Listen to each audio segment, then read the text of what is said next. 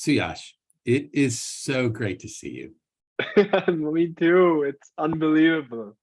4 years? It's been 4 years? It's been 4 years. It really has. And I Awesome. want to say you're just as handsome as ever. And Thank you. You too. Thank you. We are thrilled that you're joining us for International Education Week. What we want to do with this time together is sort of understand your experience with Wake Forest, what brought you from the middle of India to the middle of North Carolina, and what that was like, and then just how your education sort of propelled you into this world that you're in now, which is really, at such a tender age, like realizing some of your greatest dreams since you were a little kid. So let me start with the first 100%. question. You graduate from high school, you do well, you're looking around on where you want to go to college. How did you land on Wake Forest and ultimately decide that that's where you wanted to go? Yeah, absolutely. Firstly, hi everyone at Wake Forest. Go Deeks. I very much support Wake and every step of the way, and I really miss it so much. So doing this is absolutely fantastic.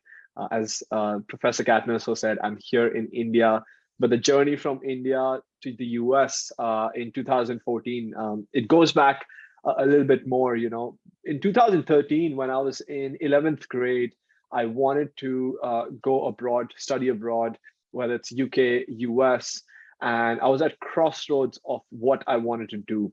I was playing soccer in my school. I went and played soccer in France, and it was either continuing in France in 11th grade, 11th, 12th grade, or thinking that I can go to America, play a little bit of soccer there, and continue my education as well. The problem in France was I did not know French. I knew maybe 10 phrases, which I absolutely butchered. So I'm not going to say it here, but I absolutely butchered. So they had said that, okay, in order to play at this club professionally, I have to repeat the 11th and 12th and learn French. And that just seemed like a very big risk to me at that point in time. Also, right after that, I kind of suffered an injury, which really opened my eyes whether I would ever be able to play professionally.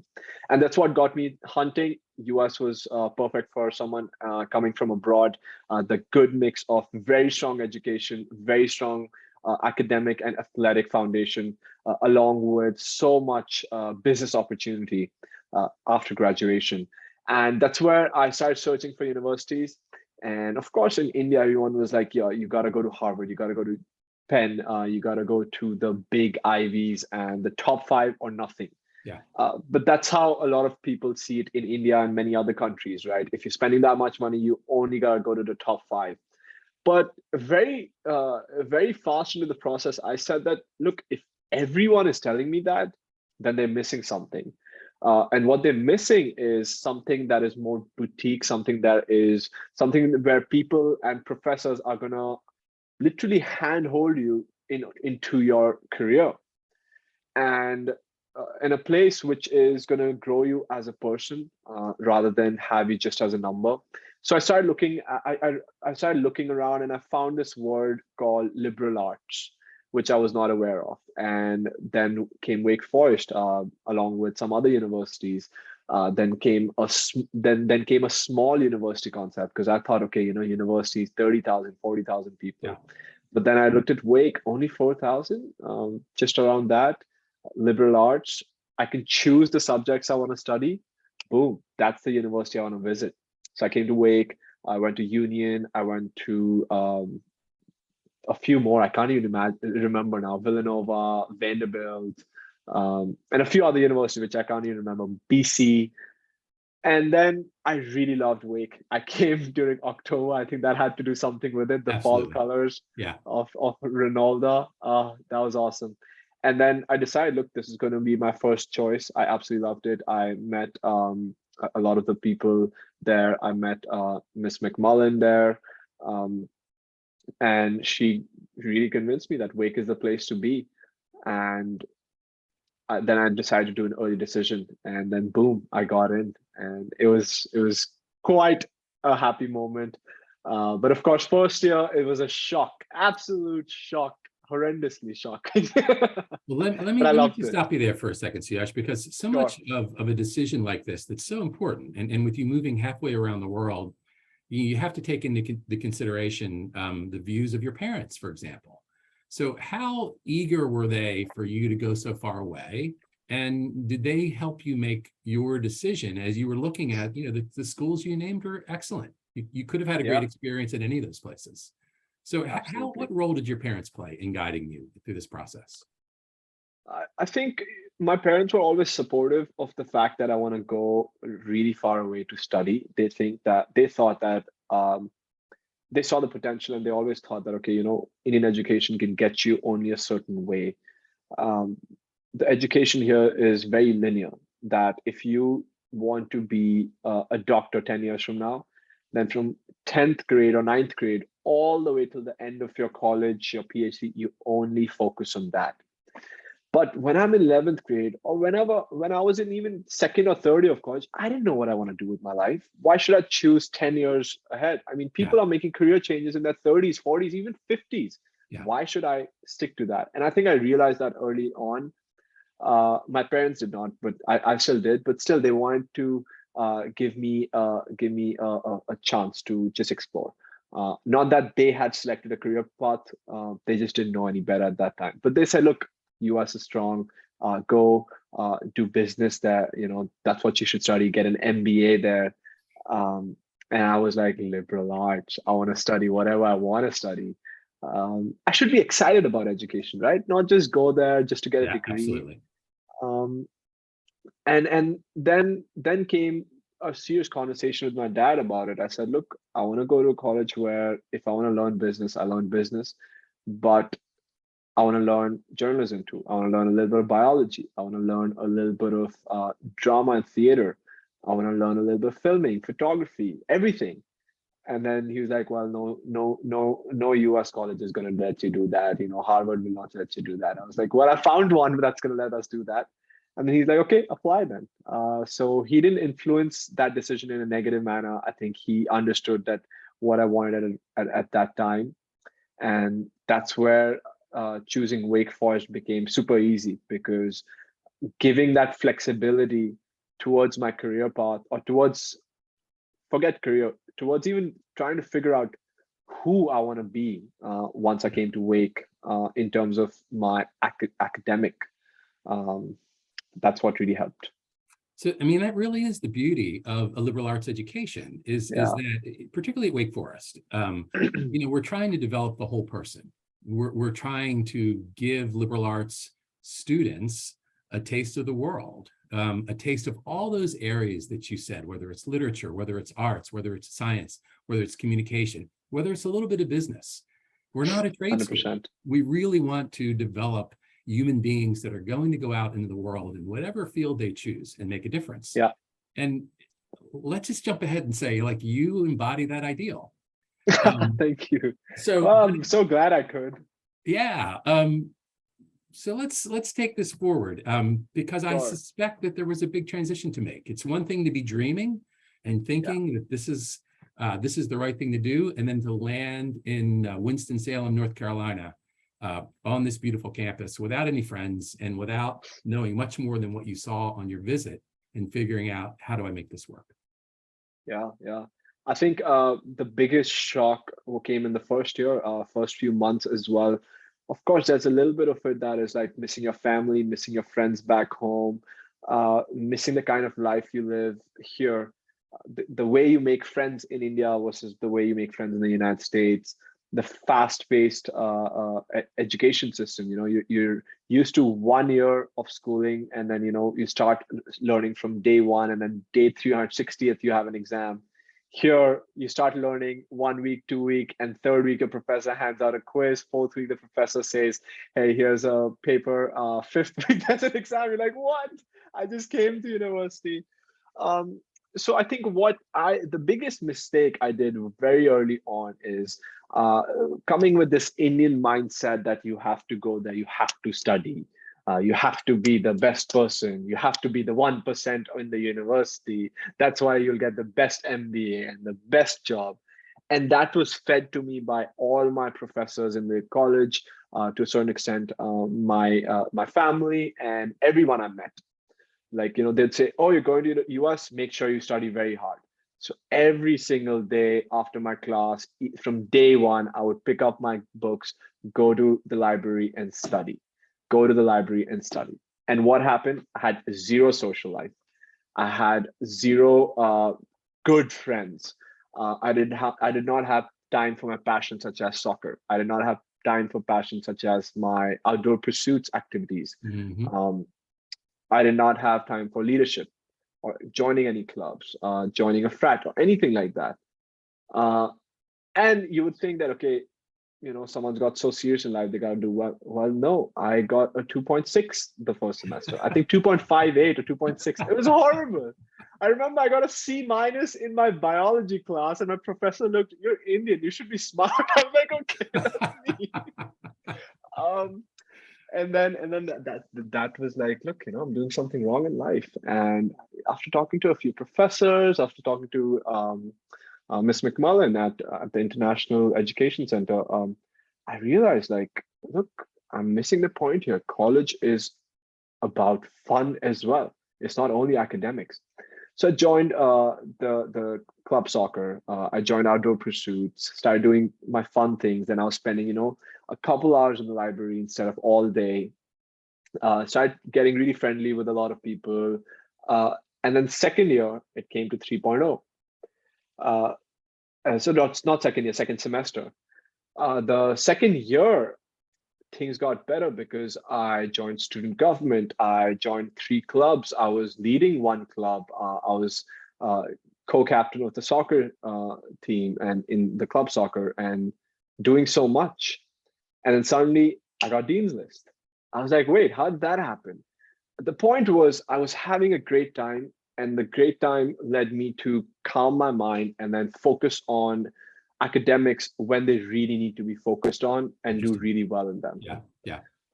And that was the change, because here in India, you're like going to school, study. That's not the way to do it. It really is a time where, young people, 18, 19 years old, they're on their own for the first time. They have so much freedom and they have all these choices to make. And clearly your choices were so narrow that they were keeping you from being a full person, which is what the liberal arts education is all about. Yeah. So you decide as you move into your sophomore year, you're going to select your majors, and you don't go after business. You pick politics, and you have a couple of minors, which I'm really glad about. One of them is journalism, and we had classes together, and also entrepreneurism. So I want to move this along, but help me understand, like, how those majors started to form the person that you wanted to become and the person you ultimately are becoming. Yeah, I think it wasn't until fall end or early spring of sophomore year that I decided my major, because what happened was fall first semester of the first year, when I was a freshman, I took 17 credits. God knows why I did that to myself. That's probably why I was so miserable. Second semester, I took 14 credits, right? Rather, much easier. And then I started learning about different subjects. I took a biology class, I took a journalism, I took English, I took communications, I took one math class. And then similarly, on the flip side, on the spring semester, I took politics, I took public speaking, and I took, I can't remember the other subjects as such, history, and 1 or 2 other ones. Again, very different ones, nothing connecting with each other, because I wanted to learn. And then sophomore year, I started honing in more towards journalism and towards politics. Then came, look, I don't want to do an MBA, but I'm seriously interested in business. When I took an accounting class, I was like, look, that's cool, but okay, this is all I know. It won't teach me how to build a business if I want to do something. I want to learn. I love invention. I love starting up something. So going the MBA route, I don't want to do that, but I still want business. And that's when Wake's entrepreneurship program had just picked up. I think it was one of the first years they were offering it as a minor. Yeah. So this is 2015. And I did one of the entrepreneurship classes. I loved it. I absolutely loved it. And then I decided, okay, entrepreneurship minor. I'd done an environment minor as well, but given that I do this now, I did not choose environment minor, and I'm happy with that. I did Yeah. entrepreneurship. And because journalism tied into storytelling, entrepreneurship made me good in business. And what I was doing, politics, was just what I was interested in doing school. And I loved world affairs. It made me a really good speaker as well. And I could do different things. And that's why I started choosing the major. And then by the end of it, I knew that I wanted these majors and these minors, or one major rather. Yeah. Suyash, with your journalism, you've always leaned more toward the visual. So whether it was Yes. film or photography, that's where you wanted to be able to do your storytelling. And while you were in school, you were taking photographs. You were taking photographs, obviously, Yeah. while you were back in India, and you win this incredible award, which was a first place for Nature's Best Photography. And tell us about that, the shot that Sure. you took, and how that perhaps influenced your time at Wake as you're thinking, I'm starting to get a focus here. Yeah, absolutely. So a lot of people who are watching this interview and might not know about me, I'm actually a full-time wildlife presenter, filmmaker, and conservationist now here in India. And I specialize also in wildlife safaris and speak a lot on this subject. Wildlife has always been a passion since I was 4 years old, and doing journalism was part of why I really, or rather, part of why I wanted to do journalism in college was because of this, because I loved storytelling. And coming from India, I did not have the best English. I was not able to express myself creatively. I was not able to express myself in the most succinct manner. And more than anything, I really wanted to hone in on my skills. So as soon as I started coming, I started doing a lot more posting on social media about these issues. I started writing a lot more in my own diary, which led us to the independent study, which I know we'll talk more about, and talking about my experiences growing up in India with big cats all around, with tigers, leopards, and so many other animals. Tigers formed a huge aspect of who I was, but they were completely away from Wake Forest. So every time I used to come back to India, I was taking photos and going on these expeditions and safaris in the summers and winter holidays. And in the summer of 2015, I got a really good shot of a 6-month-old tigress, and it was so good I decided to pitch it to one of the awards. That was my first ever pitch to any award. It was actually recommended by someone I know, like 24 hours before the deadline. Huh. And I remember at Wake Forest, like I was just moving into my dorm in sophomore year. I hadn't even like put on bed sheets yet, and I had classes the next morning, but I found out about this. So at midnight, I was filling up this entire thing, writing about it. And that's why my journalism really helped, because I wrote an incredible story about this tigress who was just 6 months old, and how I photographed and filmed her. Fast forward 2 months, they send me a message that you are shortlisted for this, and then they want a larger story. So again, that's where kind of the education helped. The interest and passion is always there, but the education helped with the journalism, especially with politics as well. So I connected it to the world issue like climate change, and poaching, and why we need to connect people to nature. So that ended up winning me the award. And the photo was exhibited at the Natural History Museum, Smithsonian in DC for a year, and then Japan for a year. So it was amazing. Wow. It was a great one. Yeah. Yeah, that's amazing. So as you're moving through your college education, your senior year, you and I had a class together, which was Yeah. in-depth reporting, and you got to do stories all over campus. But you also had this idea your last semester where you wanted to do a special project, and we sat and talked about what that project would be. You wanted to leverage your love of big cats, your storytelling, your backstory of falling in love with these animals at such a tender age. And you proposed writing a book, and you were going to do this while you were finishing college. And having written a book, I knew how much work that takes. And I thought, look, if you're up for it, I'm up for helping you get it done. Yeah. So just take us through that a little bit. It ended up being, I just looked at it. I called it up and went through it. It was 75 pages. It was filled with photographs, these great stories along the way. How did Sure. you squeeze that in and manage to graduate at the same time? Absolutely. I think it came from passion. I'll back up a little bit. After this award I won, um, I don't know why, but within a few months from it, a huge thing came on because I was like, look, I'm going towards a major, which is politics. And people in the industry are saying, look, why are you doing politics major if you want to be a wildlife photographer, filmmaker, or presenter? And that's where like my head went like, wait, what do I do? But the problem came after talking to a lot of people back here in India, and they're like, look, this field does not have any future. There's no money. There is nothing. You're not going to be able to do anything.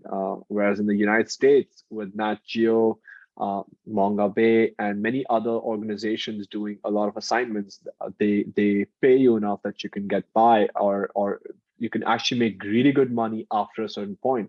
But in India, that's not the case. That wasn't the case. So I was like, okay, who am I going to work for? Another thing was my visa situation.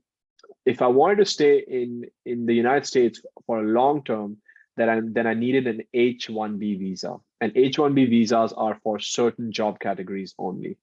And that dictated, both of these things dictated my passion a lot. And then said, you know what, my career towards the politics and international affairs mixed with journalism and entrepreneurship. I need to find out something in DC or something in this sphere, or maybe the UN or the World Bank, because otherwise it's going to be a problem. And maybe it's meant to be. Maybe it's meant to be. And then I left it. I left it in terms of like doing this full time or having a dream to do this full time. But that passion in me never died, right? And that's where I started writing about it furiously whenever I got time. And when I was in senior year, then I realized, look, I want to do something with it. If I'm not going to do it as a career, at least this should live on somewhere. And I found out about, I'm not really sure how I found out about the independent study, but I knew that by my senior year, first semester, I had enough credits to easily graduate. So I could do some experimentation. Yeah.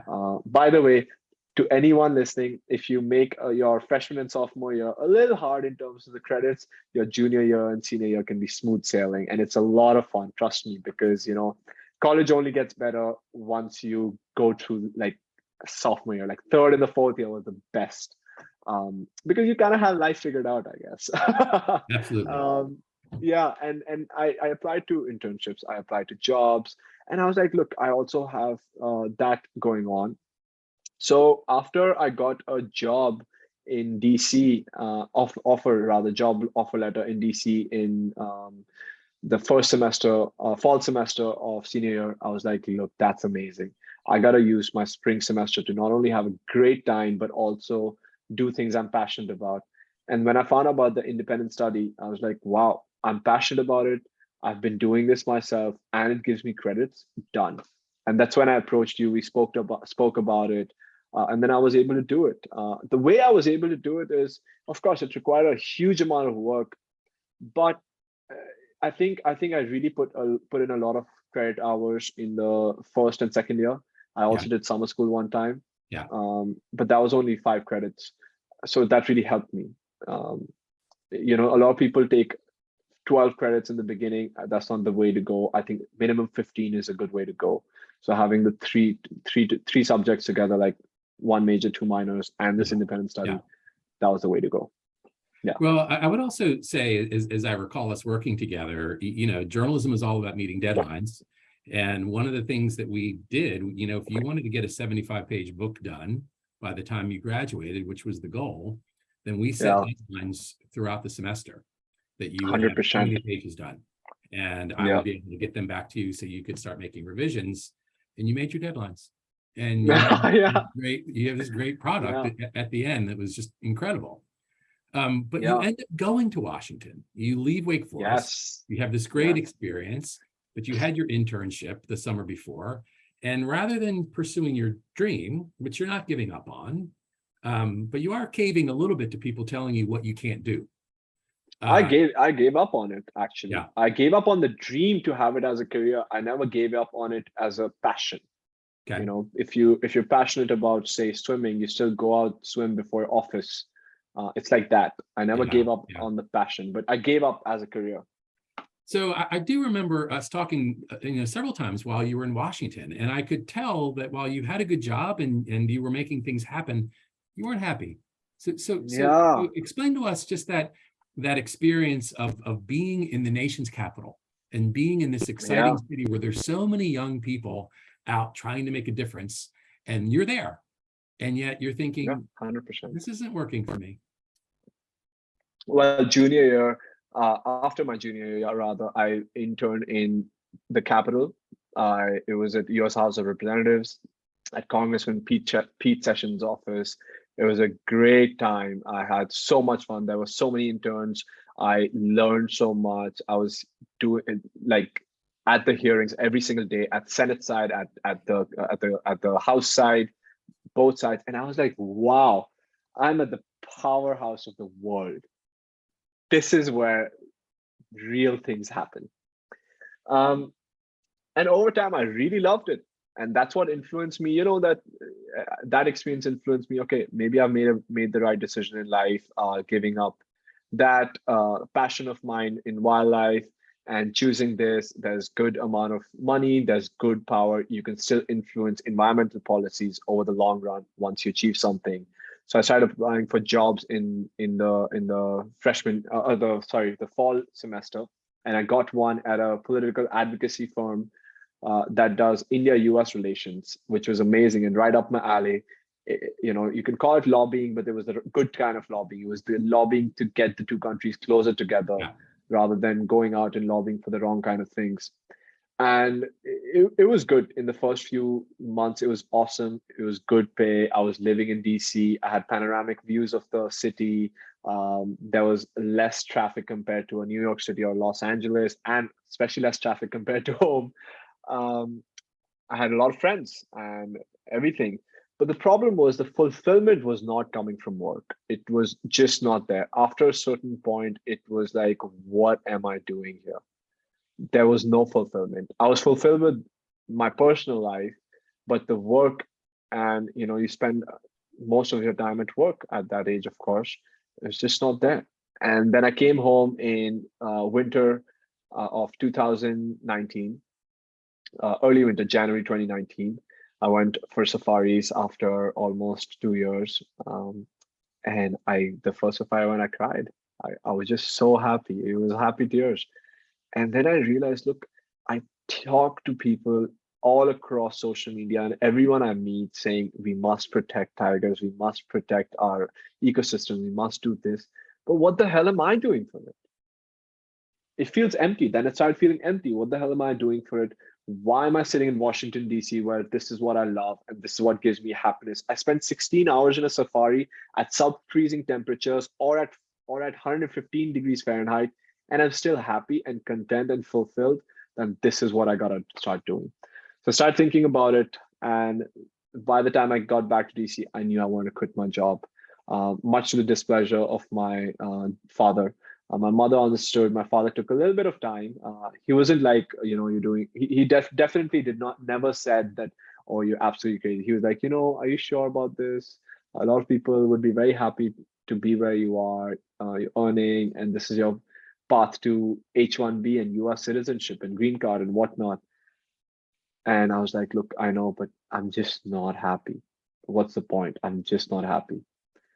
So then I quit in mid-February. My boss was absolutely taken aback because I never gave him a hint.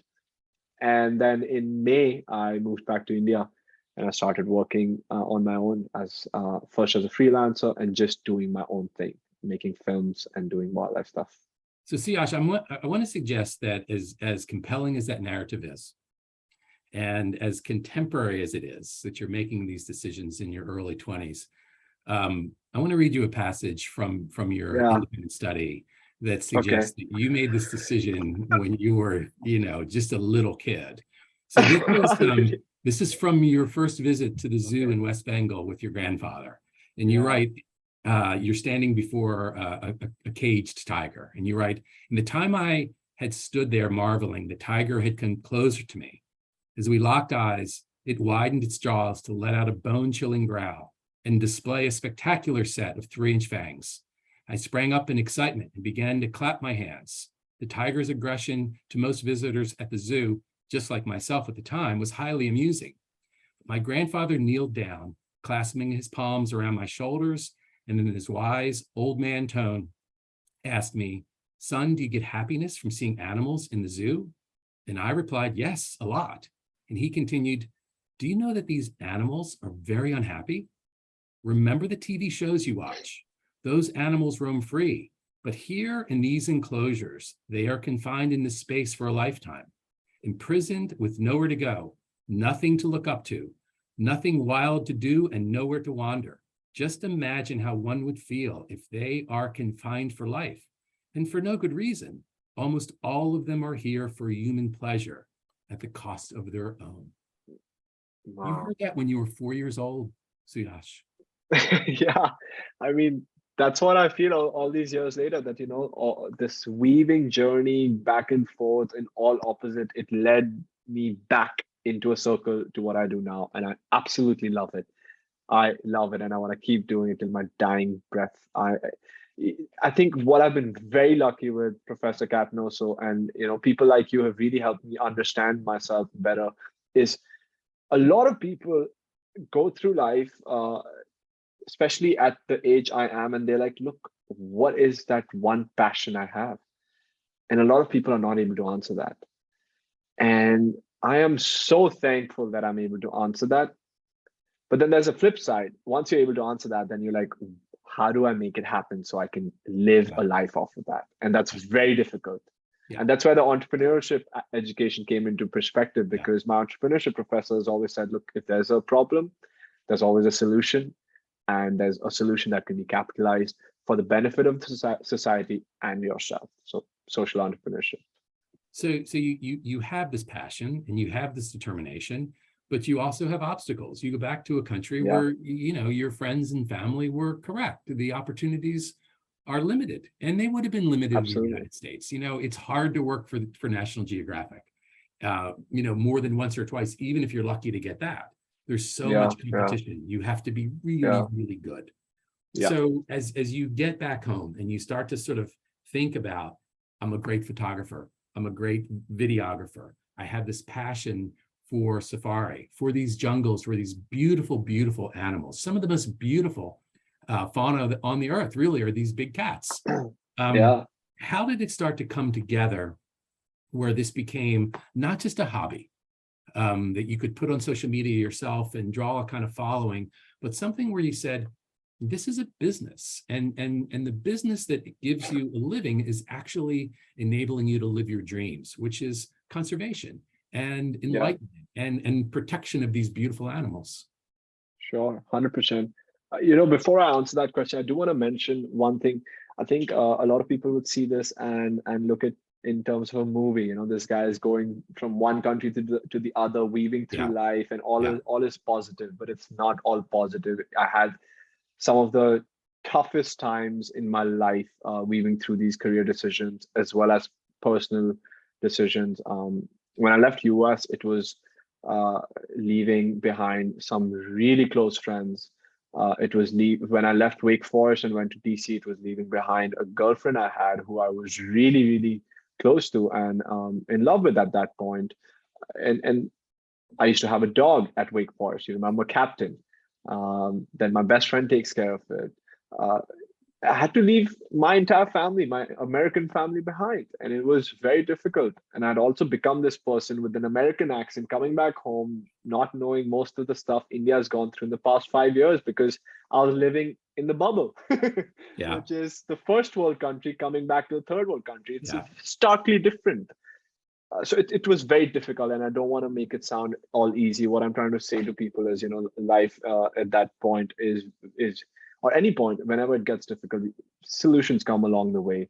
And part of it has always been wildlife for me. And that's why I want to come back to your question. When I came back, it was very hopeful, and I started filming with nothing in mind. I had some savings from my job in the US. My family helped a little bit, and I started filming. And that's where I said, I love going on safaris. So how can I show people a safari experience? And slowly, slowly, that's where the idea of Safari with Suyash as a series came through. I made a few episodes, edited myself, color graded myself, 4K high production value, everything I did myself, including tracking tigers, going out into the jungle, staying there in 118-degree Fahrenheit weather for months on end. After the United States beautiful weather, that was very difficult. I felt sick so many times. I got fever a lot of times, heat stroke once. It was pretty bad, but I got it together and I started pitching it to a lot of different companies. Mostly heard no. Then came WWF International. They had contacted me in February of 2019 when I was still in the US, asking me for a lot of images. And I said, look, just generally one time, I was like, look, you could ask any one of the photographers. There are thousands of people in India taking photos of wildlife. And they said, we don't want your wildlife photos. We want your stories. And I was like, boom, that's awesome. They want the pieces of journalistic evidence that I have, and they want to pitch that. So I donated 250 photos and stories to them, and that opened this passage. And then they took on the Safari with Suyash series, and we launched it in December 2020. This was season one. December 2019, not 2020, 2019. And this was season one. I had already started filming season two. That's going to be in South Africa. And things are going really well. Things are going really well. People are reaching out to me finally saying, look, we want to go on a safari with you. I saw a business opportunity there, start selling safari tours where I privately guide them as a wildlife presenter and a wildlife expert. You see me on film, now you can travel with me, that kind of a thing. And then boom, COVID happens. And let's hold it there for just a second. Because we're going past some of the things that have me as a climate journalist and someone who does reporting in the field around the world. It's not easy to go out into the field. It's not easy to find your stories. It all looks great and somewhat easy when you see the edited version or when you read the completed story, but the amount of effort that goes into it is hard for people to understand. And add to your experience somewhat of an element of danger. You're no longer watching these tigers behind the safety of a cage. You're in their territory. And so help us understand how you entered their environment and how you respect their space to get the photos that you get, to get the video that you get, which has to be pretty close. Now you're using long lenses and things like that, but you're also somewhat vulnerable when you are deep in the jungle. So explain an experience where you are capturing some of the footage that you're getting and perhaps where it gets a little tricky. 100%. I think where the story started to weave together is the fact that I am born and brought up in central India in the state of Madhya Pradesh. And it is the tiger capital of the world. It has a lot of tigers, 500 plus tigers in a state. We have a lot of sanctuaries, a lot of national parks. And as I came back, this is where I started. It's where I'm born. It's where I speak the local tongue. I understand people. I understand tigers. I've been seeing the tigers here since I was a baby.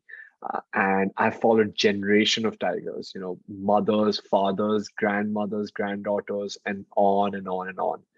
And I decided Bandhavgarh National Park is going to be where I'm going to do this project because I know the people like they're my family, the tigers like they're my family. I understand the landscape very well, and I understand the tigers very well.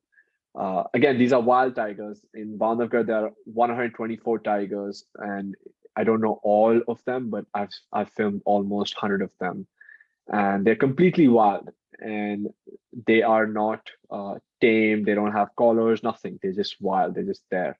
So you first start tracking them. You look at pug marks. You see if they're fresh, if they are pointy, if they have serrated edges or not. And then you can see if they're fresh, then you're on the right trail, you're hot on the trail. You start listening to alarm calls of the forest. So other animals, when they see a tiger, they make an alarm call. So for example, a cheetah deer, which is just a deer, we call it cheetah here, which is a spotted deer.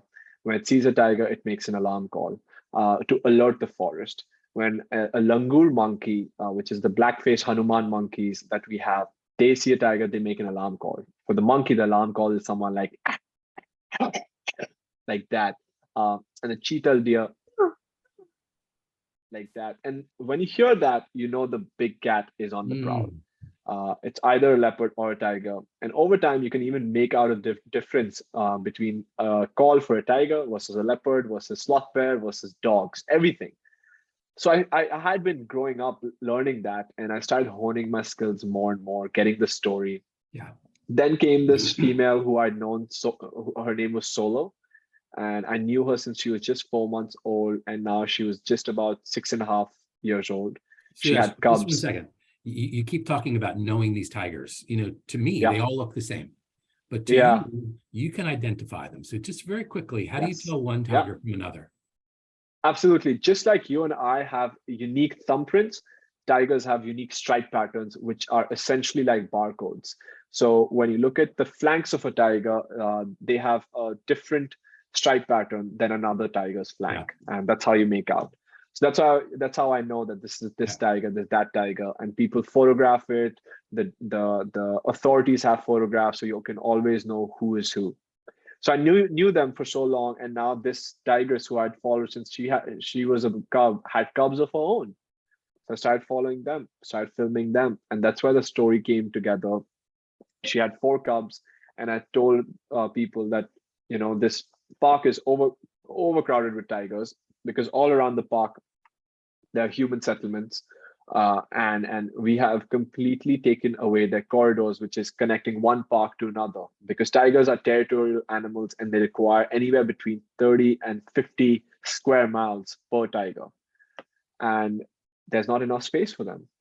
Then couple that with climate change and global warming, tiger territories in the summers were increasing much more than normal. Why? Because they have to walk longer to find water, absolutely. and they have to walk longer to find prey, because the prey has to walk longer to find greener pastures and water. So it was very difficult. And I said, look, if Solo's cubs do not get space, they're going to move outside of the reserve, start preying on cattle, and then there's going to be problems. And that's exactly what happened 1 year later. 1 year from the day my 1 year from like my documentary was shot. Solo was outside the reserve. She started preying on cattle, and she got poisoned along with 4 of her cubs. I made another documentary about this, and I keep making. But that's where the ideas started to flow in. That's where I knew that, look, I'm in the right direction, because this is a story that now reached a potential millions. And every single person who saw it is now thinking more about tiger conservation and habitat conservation. Yeah.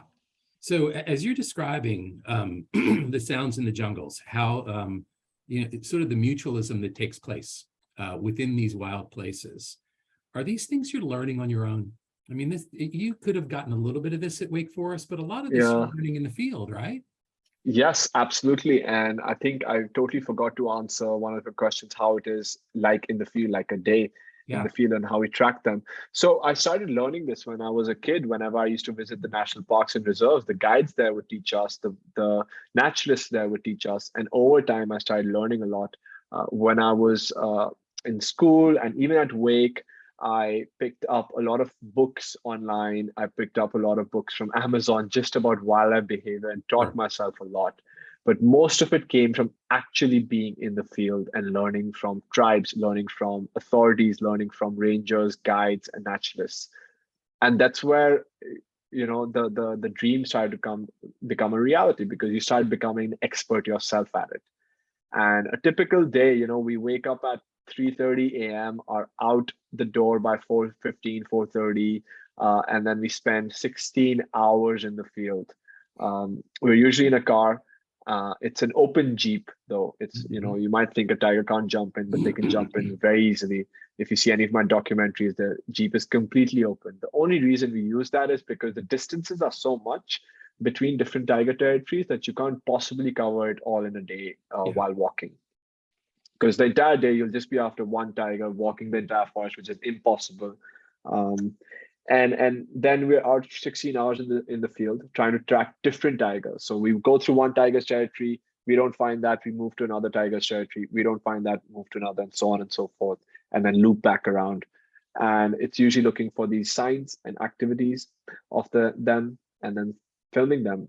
Rain, shine, heat, doesn't matter. Usually in the summers it's like 118. In the winters it touches 28, 30 Fahrenheit. That is very cold for Indian standards. So you are interested in these lions and tigers and cheetahs. Yes. Yes. Are they interested in you? That's a good question. And a lot of people think that if a tiger sees you, it's just going to attack. That's not true. Every single wild animal is actually as scared of you as you are of them. They have an instinct that has taught them over thousands of years to fear this human body structure because of perpetual hunting over the years. Yeah. Also, they have these instincts where if they do not consider you as prey, they're not going to go for you. What usually ends up happening when people declare a tiger or a leopard or lion as man-eater, it starts with a very common occurrence, which is in places like India and Africa. In the villages, there are no good sanitations. So people get up in the morning and they want to use the bathroom, but they don't have washrooms because these are middle of nowhere and they don't have sanitary services. They don't even have money to build a house, forget building a washroom. So they go into the forest. And tigers, leopards, lions are crepuscular animals. That means they're active in the early mornings and late evenings. And that's where they see the men, women hunched down, kind of like a monkey, just a bigger monkey. And then either sometimes they consider them as prey, or what happens is sometimes people end up going where the tiger is sitting without knowing. And suddenly the tiger gets scared and tries lashing out in defense. And now if I scare you when you're sleeping and you lash out in defense to me and you slap me 5 times, I'm not going to die. I'm just going to be like, oh, that hurt. But when a tiger slaps me even half, chances are I'm going to die. And that's where the problems happen. Yeah. It's more as defense mechanism than anything else. How close do you get to the tigers? Yeah. So the closest I've been is like 2-3 meters. The tigers are really not interested in us. They do their thing. Like, you see this tiger, he's actually marking his territory with his tail up. And I am just about 15 meters from him, filming him. And he doesn't care. While he's marking his territory, he's just looking at me, trying to sniff like, okay, am I a threat? Am I doing anything? And I'm just very still and I'm not doing anything. So he drops his tail after a bit and then continues walking, doesn't even give me a look. Most of the times they're not interested in you. 99.9% of the times, if you're quiet, if you're just there, they're not interested in you. And if you're doing a good job at just remaining still, not making a sound, they don't care. So Suyash, we have a few minutes left, and so I want to make sure that we bring this up to date. And you took us up to COVID, where you have some momentum going, and then all of a sudden the world shuts down. How did you use that lockdown time in terms of thinking about your business, in terms of building your brand, in terms of thinking about the next documentary project you were going to do, and then coming out the other end? Well, for the first few weeks, I just cried, to be honest, and sulked. I was like, what the hell is going on? My career had just started. And, as a person who depends on traveling, there's not much you can do. And also it felt like you're completely in a bubble. You have everything that you need at home, but there's no source of income. But also people are dying all across the world, and you're thinking that, your career is more important than people dying all across the world and all of that. It was a confusing time. And Absolutely. I was like, why does it have to happen? Not knowing at that point of time, everyone was going through the same problem. There were so many people laid off, so many businesses shut. Everyone was going through it. You just don't realize at that point. But over time, when I started realizing, then I started planning, look, what am I going to do? I read a lot of books at that time to keep my mind occupied. I think it was like the record was in a month and a half, 11 books. That was crazy. Um, and then I just started seeing like what we need to do. And to be honest, I then again came a moment in time that I realized that because of COVID, this is not going to work out. I started thinking that it's not COVID, it's me. And I started thinking it's not COVID, it's me plus the career I've chosen. I had my time in the sun, very short time. And like most people said, it burnt out. And believe it or not, August 2020, I was looking to come back to United States and Canada to go for my master's because I had no idea. You know, India, when it shut down, it was shut down for much longer than most countries. Yeah. And India was devastated, absolutely devastated. We went through multiple lockdowns, not just one. So I gave that up. And in November end, I just decided, look, you know, things might be opening up. Let me just announce a tour, which is Safari with me. I did that and I thought maybe I'll get 5 to 6 bookings, which will make it economically viable. I got 21. Wow. Yeah, 21 people willing to spend 6 days with me, paying me close to $1,000 to do that. Boom, this is working. I announced another tour. I announced another tour after filling all the grad school applications, studying for the LSAT, the GMAT. I started. I hadn't given the exam. Thank God. I started studying. After doing all that, just this one small casual approach led to something, and I was like, "Wow, we gotta do something. Then there's something here." I did another one, and then I decided, look, if people are loving this, people aren't able to come from abroad on a safari with me, which they were before COVID. Let me do this virtually. Let me film this entire experience and put it virtually. And then I did that. And then people loved that. And there was another lockdown in India. That's okay. It didn't matter. I just took a break. I got COVID again, which was really bad. And then I started really seeing it as a business.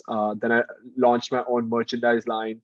Again, all safari apparel, but what we did with this is 100% of the profits went to conservation efforts. We built water holes for wildlife from this money. We donated to anti-poaching camps. We electrified anti-poaching camps and did so much. And then there was a community. I'd taken over 200 people on safaris, over 200, gone to know some even celebrities on safaris with me, and really started creating an impact in Central India. And then I realized, look, okay, I'm glad whatever happened, like it led me to this. And that's where things started getting good. But 2020 was really, really horrible, really horrible. Well, you must have a team. And so how many people work with you when you go out on safari? Typically, if we are filming, there are 5 of us, 4 of us actually, depends on the kind of filming we're doing, usually 4 of us. And then there's an edit team, which is post-production, usually 5 people doing different things. And there's a logistics manager, and of course, there's a personal assistant who does all the other hectic work for us, like taxation and accounting and all sorts of those things. And when you take people on safari, what's your support staff like? I have 3 drivers who are my naturalists, who drive, and I drive as well. And that's it. Yeah, just 4 of us managing the about 10 to 20 people. Yeah. You know, to bring this around, you know, we started talking about your challenges in deciding where to do your education and whether coming to the United States was the right idea and what kind of school to come to. And you can look back now and you've got so much more to look forward to. Do you feel like you've got momentum now? Suyash, you know their ups and downs and all of this. You've already experienced so much of it. Do you have momentum to keep this business going forward and keep growing it? I think yes, and I think that came from a lot of hardship. But you know, more than momentum, I think I have maturity. Maturity to understand that if something's not working out, doesn't mean it's not going to work out forever. It just means that this specific plan does not work out. And then what I've been taught in entrepreneurship class, you got to pivot. You got to come back to the drawing board, decide what you want to do, or you just got to sit still and focus on this in a later time. Maybe the timing is not right. So I think I do have the momentum because, for example, like for our safaris, just people who want to come on safaris with me, I have bookings all the way till March end. And then I have plans in Africa for April and May. And then June, I'm getting married. I got engaged recently. Congratulations. Thank you. I can't wait for her to see Wake Forest. She's gonna fall in love with it as well. So now that I have my plans all the way till June, then I can start deciding what I want to do during this time, besides just tours and filming. What conservation activities we want to put through, what do we want to do for our merchandise, and then also plan the next year. I do know, the shortfall of this. I can't be everywhere. If the brand is Safari with Suyash cannot be everywhere. So now we have to think of how the business can still be functioning without me.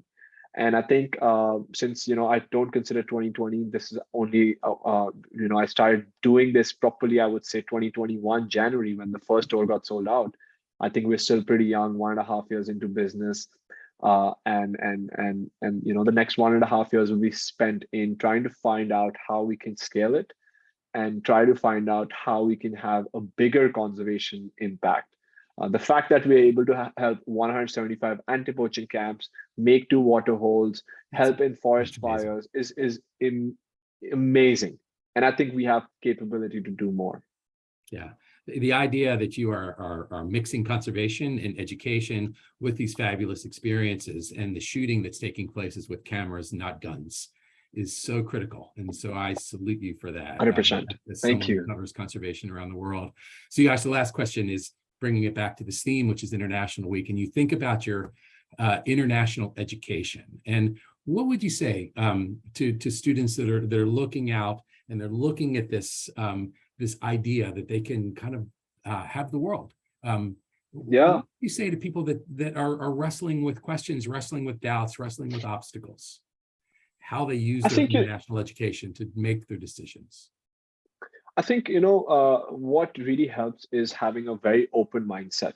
You come to Wake Forest, and unless you have a very open mindset to everything and an upbeat attitude to everything, it's going to be a problem, because you're going to quickly find that avenues are closed because you're not exploring yourself. So I think having an open mindset to all kinds of academics, all kinds of social life, all kinds of leadership activities. I mean, in junior year, I was running for president and also leader of 7 organizations, having 16 credits. And guess what? I got 3.9 GPA.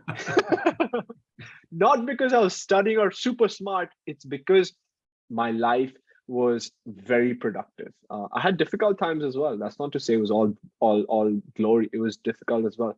But the point was, I was open to experience. I was letting my present control me rather than my future and the past.